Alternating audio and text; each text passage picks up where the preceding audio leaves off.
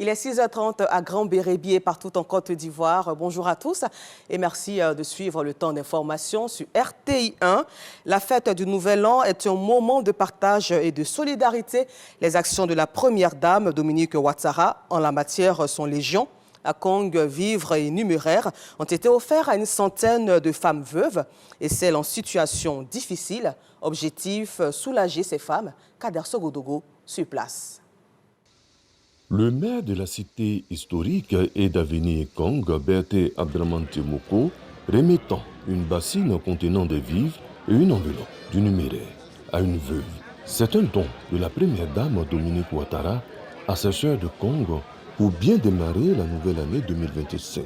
Elles sont une centaine qui bénéficient ainsi du soutien de la première dame. Nous avons gratifié nos mamans qui ont reçu des kits alimentaires, des dons précieux reçus de la première dame, Mme Dominique Ouattara, composés de riz, d'huile et des pâtes alimentaires, avec une petite somme d'argent pour leur permettre de passer des fêtes d'année dans la sérénité. Les tout-petits n'ont pas été oubliés par la première dame Dominique Ouattara. De nombreux cadeaux ont été convoyés vers Kong.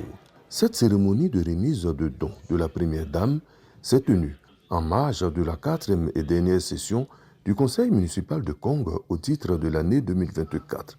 Les signaux sont positifs. Une bonne nouvelle, les commerçants pourront intégrer le nouveau marché de Kong qui est désormais opérationnel. Et dans cette même atmosphère, dans le district autonome d'Abidjan, comme partout dans le pays, la célébration du Nouvel An est un moment de réjouissance. Et pour cette année 2025, les familles restreintes ou en grand nombre fêtent la fin de l'année dans la faveur, chacun selon ses moyens.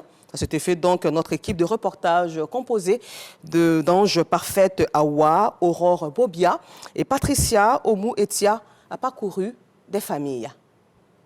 La Saint-Sylvestre marque la fin d'une année et le début d'une nouvelle année. Très appréciée, la soirée du 31 décembre se déroule généralement autour d'un bon repas avec les personnes que l'on chérit le plus. C'est le cas ici à Bingerville, cité EVA, chez la famille Bakayoko. Aujourd'hui, nous avons décidé de faire du riz gras, des macaronis. Comme avant au village, on a fait du poisson au four. On va faire des pommes de terre. Il y a ma fille du quartier qui vient de m'envoyer un plat de foufou. Donc, on a vraiment tout ce qu'il faut pour être heureux aujourd'hui, pour bien manger. Un moment festif pour la mère de famille qui a réuni toute la famille autour d'un repas savoureux dans une ambiance conviviale. À Trècheville, la soirée se déroule dans les meilleures conditions. Moment de réjouissance pour les différentes communautés qui renforcent leurs liens autour d'un bon repas. La fête a été vraiment réussi. Ici, on a des chrétiens et des musulmans. On n'a pas senti que c'était une fête de tel ou tel bord. On a échangé les nourritures, on a échangé même des présents, poulets et autres. Et là, je suis avec des jeunes frères, on a organisé une nourriture qu'on a mangée, qu'on a échangé ensemble. Donc ça fait que on dit que ça a vraiment été une grande réussite. Même ambiance ici dans la famille Taï. C'est une tradition. Donc nous sommes très contents que vous soyez chez nous ici. Les gens sont en train de venir, ça je ne vous mens pas. Parce que si vous restez jusqu'à au moins à 16h, 17h, il y aura un monde fou ici. Dans l'ambiance des fêtes de fin d'année, les populations ont célébré la nouvelle année dans la cohésion et la fraternité, tout en espérant pour 2025 une vie meilleure et la stabilité pour la nation ivoirienne. Et parce que l'entrée dans la nouvelle année est un moment qui rime avec retrouvailles, partage de repas entre parents, amis et connaissances. Avec Djeneba Ouattara et Soro Corona de RTI Boaké, suivez le même constat dans certaines familles de la région de Gbeke. Le premier jour du Nouvel An est un moment convivial, de joie, de solidarité, de cohésion, de retrouvailles dans les différentes familles, entre parents, amis et connaissances pour partager un repas. Les populations de Boaké ne restent pas en marge de ces moments festifs. Au domicile d'Atro Vitorien, au quartier Ndakuro, les femmes sont à la tâche dans la cuisine pour concocter les différents plats. On a eu à faire la sauce pistache et puis la sauce junglée, guaguassou, accompagnée de foutou, banane et igname. Dans la famille Atro, comme les coutumes, la réception se déroule chaque année chez un membre de la famille. Cette année, C'est chez son frère aîné que Victorien et ses invités, entourés des parents, se sont retrouvés. Une occasion pour le président des jeunes du conseil régional de Beké de formuler ses vœux et attentes pour 2025. Nous pensons que 2025 sera une année de réussite, une année de paix, une année de cohésion sociale. Et je pense bien que 2025 sera une très belle année pour la jeunesse. À quelques encablures de là, toujours au quartier d'Akouro, nous sommes accueillis dans la famille Ocho. Ici également, l'heure est non seulement au retrouvailles et au partage de repas, mais aussi à la présentation de vœux. 2025, ça fait 55 ans que je suis à Boaké. Donc, je dis merci à tous les chefs baoulés qui sont au niveau du Beké. Tout simplement la paix. On ne demande pas autre chose. Que ce soit en famille ou entre amis, le premier jour de l'année reste un moment d'échange conviviaux qui permet aux citoyens lambda de s'épanouir en se sentant dans la fête. Et dans un autre registre, le Centre ivoirien de formation des cadres de sécurité sociale a récemment organisé la remise de diplômes de 143 professionnels de la sécurité sociale. Ils ont été formés durant une année sur 5 cycles. Ces diplômés sont issus de divers pays. Leur mission, améliorer les conditions de vie et de bien-être des populations. Le témoignage de Davis Oyo. 143 diplômés du Centre ivoirien de formation des cadres de sécurité sociale reçoivent leur parchemin de fin de cycle QV 2023-2024. Ces récipiendaires, ce sont des médecins conseils, des contrôleurs d'exploitation et en prévention, y compris des techniciens et cadres moyens de sécurité sociale. Le chemin était vraiment long parce que pour des personnes qui sont déjà en activité, il était difficile de revenir encore sur les bancs pour apprendre, mais nous avons fait l'effort de tenir bon. Recevoir ce diplôme pour moi, c'est une immense fierté. C'est l'aboutissement de plusieurs mois de travail acharné et de détermination. Le directeur général adjoint de la Caisse nationale de prévoyance sociale félicite les diplômés et les invite à mettre en pratique sur le terrain les connaissances acquises durant la formation. À nos diplômés, je souhaite à tous de redoubler d'efforts pour proposer et toujours proposer des solutions et des mécanismes innovants pour permettre à nos populations de sortir de la pauvreté et de la précarité.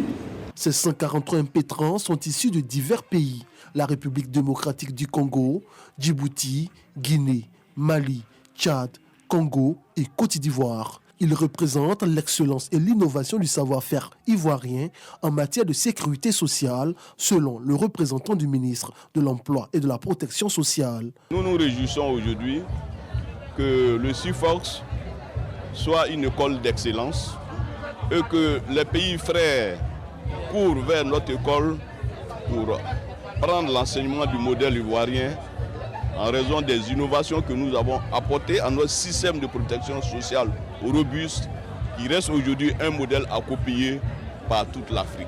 2153, c'est le nombre de professionnels de la sécurité sociale formés par le Centre ivoirien de formation des cadres de sécurité sociale en 40 ans d'existence. Bonne nouvelle pour le personnel de santé et les accidentés de la route de la région du Unzi. Le Fonds de garantie automobile a ouvert tout récemment un bureau de liaison au sein du centre hospitalier régional de la ville de Dimbokro.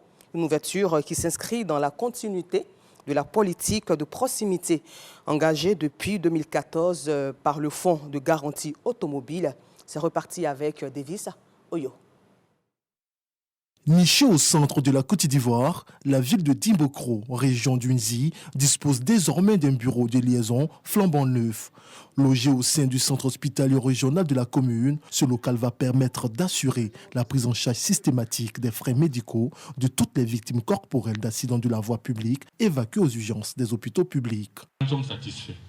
On prend en charge les médicaments, on fait les soins. Ils nous donnent une avance de 3 millions pour ça.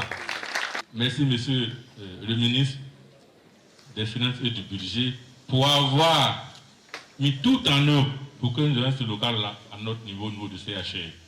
La réalisation de ce poste de liaison est le fruit d'un cadre juridique et institutionnel. Ce cadre permet au Fonds de garantie automobile dirigé par Noël Kofi Maïsan de prolonger les actions sociales du gouvernement au profit des populations.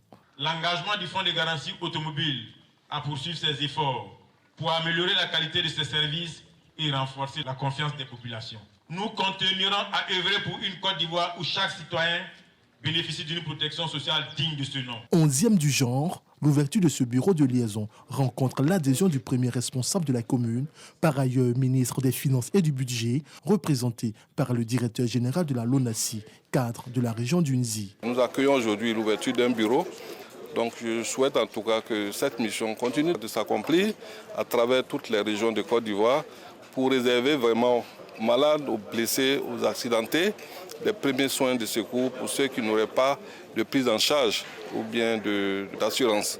Après Dimbokro, le Fonds de garantie automobile prévoit l'ouverture de nouveaux bureaux dans les centres hospitaliers régionaux de Daloa, Diokwe, Man et Odiéné.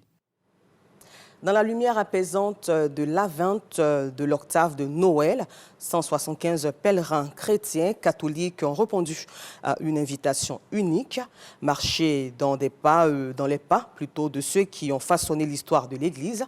Ce pèlerinage organisé par la Direction générale des cultes en partenariat avec des agences de voyage s'est déroulé en Italie, berceau de la chrétienté. Et durant 10 jours, bien plus qu'un simple voyage, il s'est affirmé comme une immersion spirituelle et historique, une quête de sens et une redécouverte des racines d'une foi millénaire. Envoyés spéciaux en Italie, Marie-Chantal Akandan et Célestin Frodo. Ce pèlerinage, organisé par la Direction générale des cultes, a réuni 175 pèlerins repartis en 3 groupes. Pour un voyage à travers des villes emblématiques telles que Mugnano del Cardinale, Naples, Padoue, Assise, Saint Giovanni Rotondo, Monte Sant'Angelo et Siena.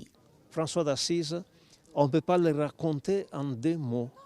Il faut simplement se dire qu'on y gagnerait à le connaître parce qu'il t'amènerait à apprécier davantage cette source d'eau vive et inépuisable qui est l'Évangile. À chaque étape, les pèlerins ont prié devant des reliques sacrées, médité dans des sanctuaires et révisité l'héritage des apôtres et des saints. On se met vraiment dans la peau de tous ces saints qui ont vécu, qui se sont battus pour nous. Marcher sur les traces de figures telles que Saint François d'Assise, Saint Padre Pio ou Saint Antoine de Padoue a été une expérience profondément transformative, témoignent les pèlerins. Avec tout ce qu'on a vu, c'est pour dire que c'est des choses qui construisent notre foi, qui construisent notre appartenance religieuse, afin qu'on puisse vraiment aussi enseigner à ceux qui sont encore hésitants, à ceux qui ne croient pas en Dieu. Ce cheminement spirituel a permis aux participants de se connecter à une spiritualité vivante et universelle. Tous les saints que nous avons visités, ce sont des saints qui ont sacrifié leur vie pour Jésus. Le saint est surtout celui qui a vécu en marchant auprès de ses frères et sœurs comme un témoin du Christ ressuscité, qui parfois peut être un martyr. C'est au Vatican, au cœur de Rome, point culminant de ce voyage, que les pèlerins ont conclu leur périple spirituel afin de repartir avec une mission, devenir à leur tour des porteurs de lumière et d'espérance dans le monde. Hors de nos frontières, au Venezuela, les autorités promettent désormais une belle récompense de $100 000 pour la capture d'Edmundo González Urrutia, le candidat de l'opposition à la présidentielle qui revendique la victoire. Et puis terminons ce temps d'information au Moyen-Orient où moins d'1 mois après la chute de Bachar el-Assad, le nouveau pouvoir syrien a déjà établi de très nombreux contacts diplomatiques alors que des délégations régionales et occidentales se sont succédées à Damas. Une nouvelle étape commence cette semaine avec la première visite officielle à l'étranger du nouveau chef de la diplomatie syrienne. Assad al-Shibani s'est rendu ce mercredi 1er janvier en Arabie Saoudite pour sa toute première sortie officielle et ce n'est pas un hasard. Encore merci à vous de nous avoir suivis. Tout à l'heure, vous aurez droit à l'émission Matin Bonheur, animée par Thierry Angeval et sa dynamique équipe. Moi, je vous donne rendez-vous à 23h pour un autre temps d'information sur RTI1, la chaîne qui rassemble.